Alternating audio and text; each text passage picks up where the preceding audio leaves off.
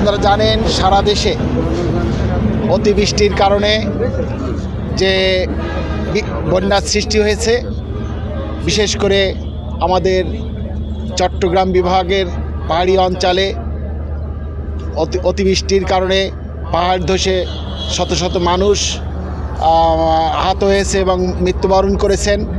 আমাদের নেতা, আমাদের দেশের প্রধানমন্ত্রী, আমাদের প্রিয় নেতা জনাব তারেক রহমান সঙ্গে সঙ্গেই এই বন্যার্তদের পাশে দাঁড়ানোর জন্য বাংলাদেশ জাতীয়তাবাদী দলের সকল নেতাকে নির্দেশ দিয়েছেন।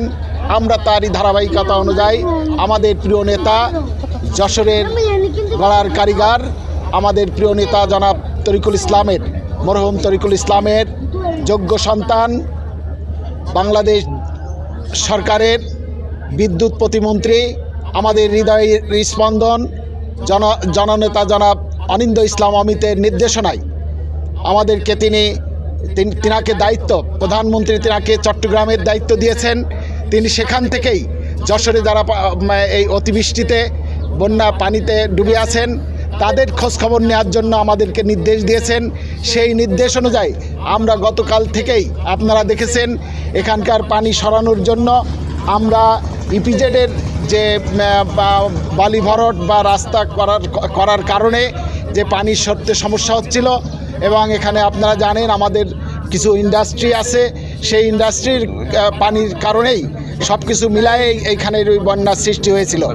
আমরা প্রশাসনকে সঙ্গে নিয়ে আমাদের যোগ্য নির্বাহী কর্মকর্তা, উনি কালকে সার্বক্ষণিক আমাদের সঙ্গে ছিলেন, এবং এই এলাকার জনগণকে সঙ্গে নিয়ে আমরা ইপিজেডের সেই বালুর সেই ডিপুকে বালু যে দিয়ে যে সমস্ত জায়গায় বন্ধ হয়ে গিয়েছিল সেই জায়গাগুলো আমরা কালকে সারাদিন সেগুলো পরিষ্কার এক্সকেভেটরের মাধ্যমে তাৎক্ষণিক পরিষ্কার করা হয়েছে, এবং একটি পাকা রাস্তা পর্যন্ত ইপিজেডের তারা তাৎক্ষণিক এই জনগণের কথা ভেবে আমাদের প্রশাসন এবং আমাদের নেতা অনিন্দ্য ইসলামের অমিতের নির্দেশে সেই রাস্তাটি কেটে একেবারে যাতে দ্রুত সময়ের মধ্যে এই পানি নিষ্কাশন হয়ে যায় সেই ব্যবস্থা আমাদের নেতা জনাব অনিন্দ্য ইসলাম অমিতের নির্দেশে আমরা করেছি। আর পাশাপাশি আশা করছি যে সেই রাস্তাটি কেটে দেওয়ার কারণে আমরা ইতিমধ্যে দেখছি গতকাল আমরা যে পানি দেখে গিয়েছিলাম তার থেকে প্রায় 1 ফুট পানি এখনে সরে গিয়েছে, যে কারণে মানুষের, এই এলাকার জনগণের মধ্যে যে হতাশা ছিল তারা প্রাণ ফিরে পেয়েছে। তারা মনে করছে যে হয়তো 24 থেকে 72 ঘন্টার মধ্যে মানুষের স্বাভাবিক চলাচলের ব্যবস্থা ইনশাল্লাহ হবে।